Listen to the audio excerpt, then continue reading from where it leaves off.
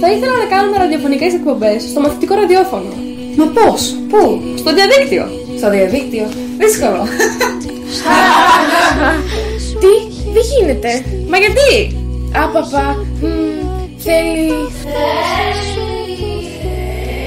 Μου πεμάντησα πως για να σε Μα τι θα θέλει? πρέπει φτερά να έχω. Κι όμως, εμείς τα κάνουμε.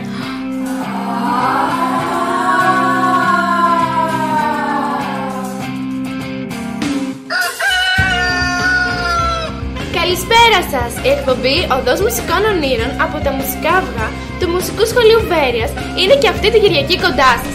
2012 με 2014, Μουσικά Αυγά. 2014 με 2016, Μουσικοί Υποκριτές.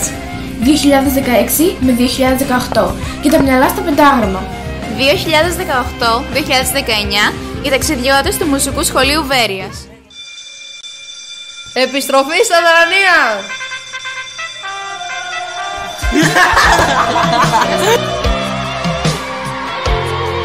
Και τα μυαλά στα κάγκελα! Και τα μυαλά στα κάγκελα. Όχι στα κάγκελα, βρε, στα πεντάγραμμα.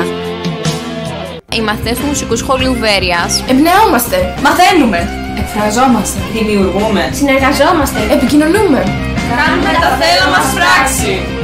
Γιατί αυτά που για να τα κάνουμε πρέπει πρώτα να τα μάθουμε. Αυτά τα μαθαίνουμε κάνοντάς τα. ραδιοφωνική ομάδα Μουσικού Σχολείου Βέρειας.